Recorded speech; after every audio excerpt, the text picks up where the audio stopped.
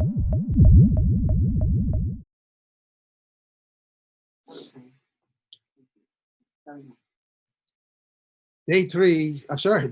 5 of the Julian Assange extradition hearing at the Old Bailey in London was just as bizarre or even more than the previous ones.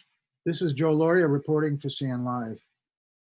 Last Thursday, the hearing was interrupted because of the coronavirus scare, and one of the members of one of the legal teams was thought to have contracted the disease, but her test came back negative on Friday, and we resumed again Monday morning, losing a day and a half of the court.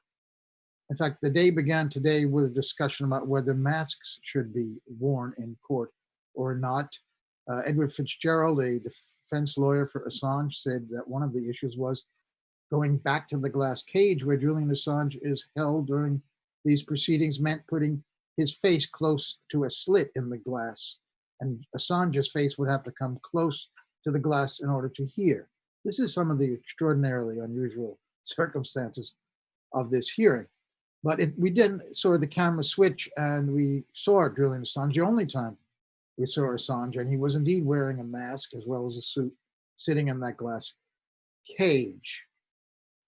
The hearing then began, and it was interrupted shortly before lunch by the very loud sound through our computers, and then we learned inside the courtroom itself of what was a U.S. television report about what subject? About Julian Assange, extraordinarily. No one seems to know yet how or why that happened. The court thinks that it was either came from the defense witness's computer or it was a hack. And we were away from the court for about an hour and a half. When the judge returned, we learned that there was an adjournment until Tuesday morning at 10. The court is still, it seems, trying to figure out what caused this interruption. This is part of a courtroom during a pandemic, when the proceedings have moved online, not only for we in the press, a few reporters, including Consortium News, that have remote video access to watch every moment, but the defense witnesses themselves have to dial in. And that witness, Eric Lewis, an American lawyer, the defense witness, could hardly be heard throughout the day. He sounded at times as if he were underwater, and other times as if he were a frog underwater. There were many, many words that were lost. It was a very, very bad connection. And then we had this out of the ordinary interruption of an American TV report coming into the courtroom. The lawyers stood up, threw their hands in the air, and within a second, Vanessa Barreza, the judge, was gone. She'd fled from her chair. It was just before lunch, so an hour or 2 hours later, we learned that they still haven't found out what happened, but we're adjourned until tomorrow.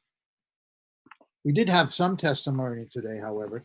Eric Lewis is an American lawyer who specializes in prison conditions and in sentencing. And he testified basically that Julian Assange would not get fair conditions in his prison. He would be under special administrative measures that would make his defense difficult to pre-trial and post-trial, and would make preparing a defense difficult. Now, of course, James Lewis, then the QC, the prosecutor, questioned Eric Lewis, the American defense witness, and Lewis, the prosecutor, resorted to his old tricks, which is to try to just destroy the credibility of this witness as an expert, saying, as he has to every witness so far from the defense, asking whether he's included in his report a 36-page affidavit from Gordon Kromberg, a U.S. assistant attorney in Alexandria, Virginia federal court. And of course, Mr. Lewis, Eric Lewis, had not. But as all the witnesses said, they did deal with the essence of what Kromberg said. Kromberg was arguing that Assange is not a journalist, and therefore he's not being prosecuted for speech issues, but for leaking classified information, not as a journalist, and that they were in fact the U.S. pursuing criminal law and not going after a reporter.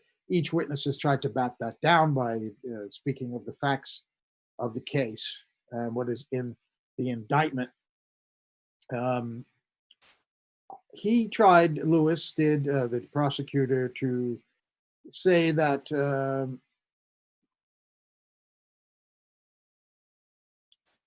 it's Kromberg. He also said that the issue of mental health came up.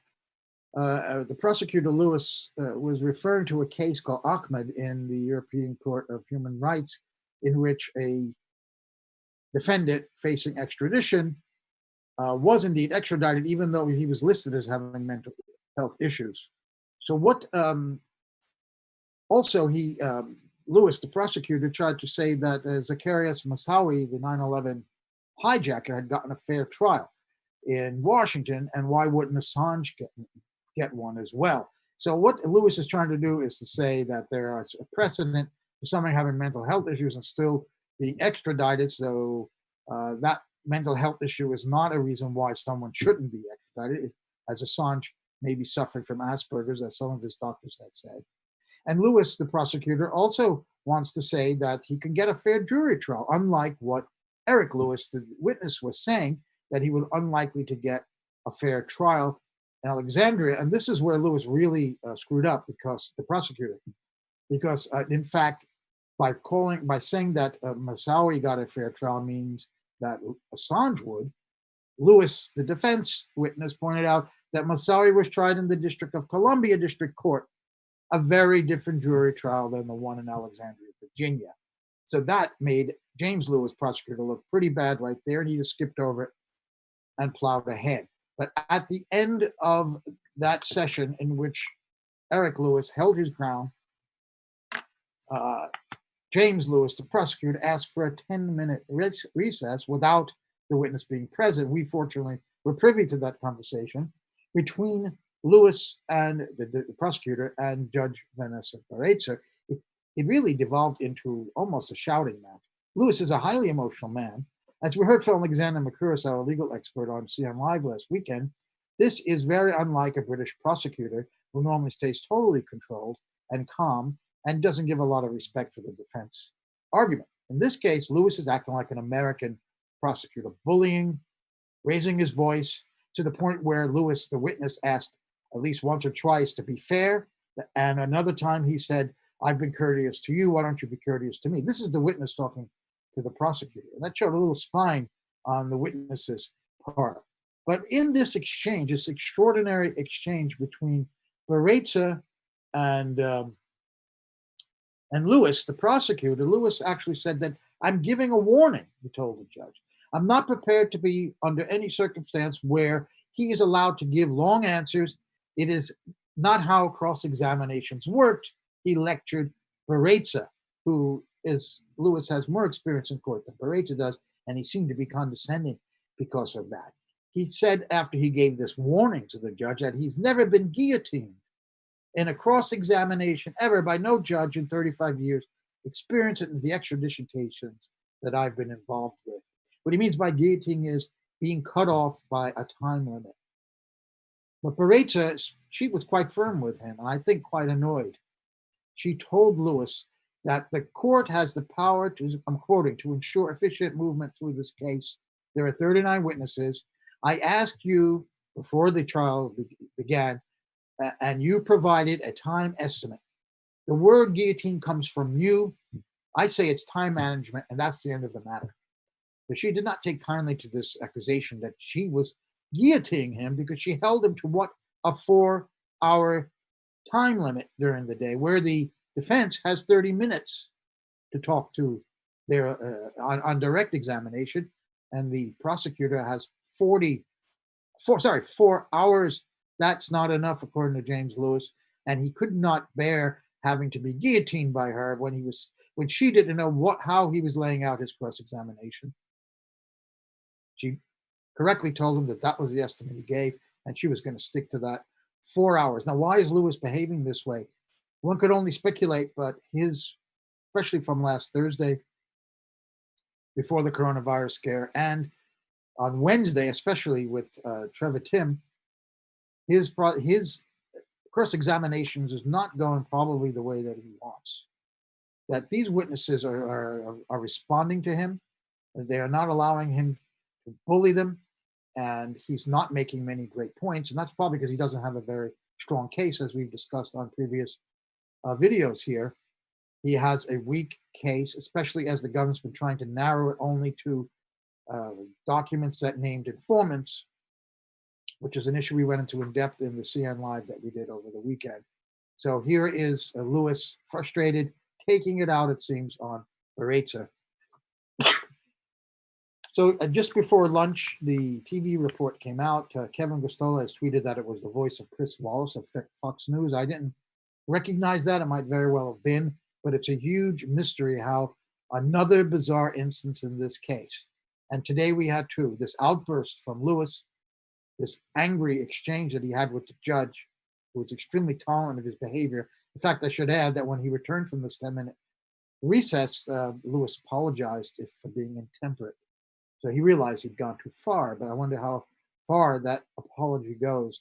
And then we had the TV report beamed loudly into the courtroom that ended today's events. It shows the decorum of a courtroom, particularly a British courtroom, being jeopardized by the pandemic, that witnesses must give testimony online. That opens the court up to numerous technical problems and maybe a hacking. And of course, we in the press are worried that if it is indeed established that it was a hacking, that Barreza may use this as a reason to shut down our remote access. We really hope that that's not the case. As of now, we're going to be able to log on again tomorrow at 10 a.m. to pick up the testimony of Eric Lewis in the extradition hearing of Julian Assange as we await perhaps even more bizarre instances as we go forward. Reporting for CN Live, this is Joe Lauria.